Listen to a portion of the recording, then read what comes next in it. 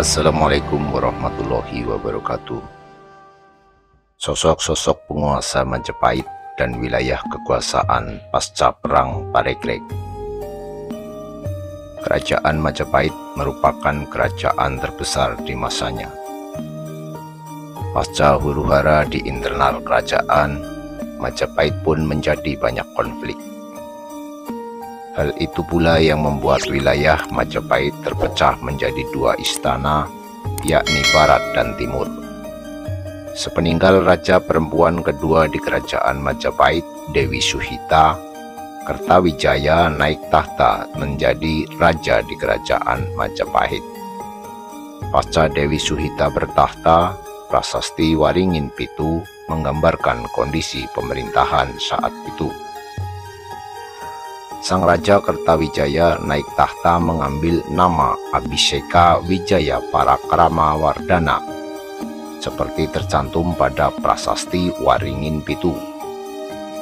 Sebagaimana dikutip pada pemugaran Persada Sejarah Leluhur Majapahit dari Profesor Slamet Muljana, Dyah Kertawijaya kemudian kawin dengan Batara Daha Jayawardani Dyah Jayaswari. Ia adalah putri bungsu Batara Pandan Salas Raden Sumirat. Demikianlah Sri Kertawijaya dan Dyah Jayaswari dalam hubungan kekeluargaan adalah saudara sepupu juga.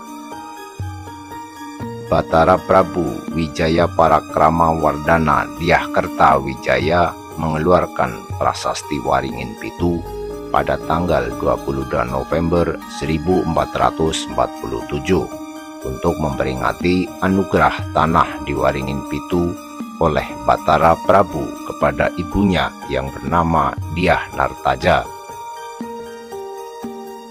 Prasasti Waringin Pitu membuktikan kebenaran pernyataan para raton tentang tarikh mangkatnya Batara Prabu Suhita pada tahun 1447. Dari Prasasti Waringin Pitu juga dapat dipastikan bahwa Dyah Kertawijaya bukan putra Permaisuri Kusumawardani, tetapi putra Dyah Nartaja. Juga memperkuat pernyataan para raton tentang perkawinan Bre Tumapel Sri Kertawijaya dengan Bre Daha yang tidak disebut namanya. Ternyata bahwa namanya ialah Jayawardani Dyah Jayaswari. Prasasti Waringin Pitu merupakan dokumen sejarah penting untuk mengetahui siapa-siapa nama raja-raja Majapahit sesudah masa pemerintahan Batara Prabu Wijaya Parakrama Wardana Dyah Kertawijaya yang berakhir pada tahun Saka Bahni Parwata Kaya Iku 1373 sama dengan 1451 Masehi. Nama Candi Batara Prabu ialah Kertawijayapura. Tidak diketahui di mana letaknya.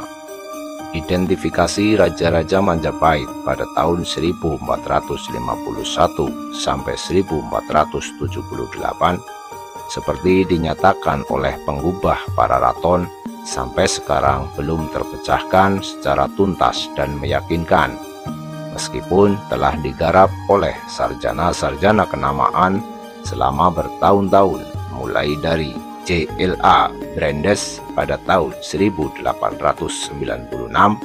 dengan terbitan para raton. Prasasti Waringin Pitu menunjukkan bagaimana kekuasaan kerajaan Majapahit di beberapa wilayah masih ada.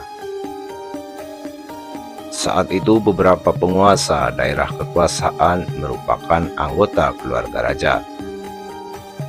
Daftar anggota raja diraja sebagaimana tercantum pada Prasasti Waringin Pitu, yakni Batara Prabu di Majapahit bertahta Wijaya Parakrama Wardana Dyah Kertawijaya.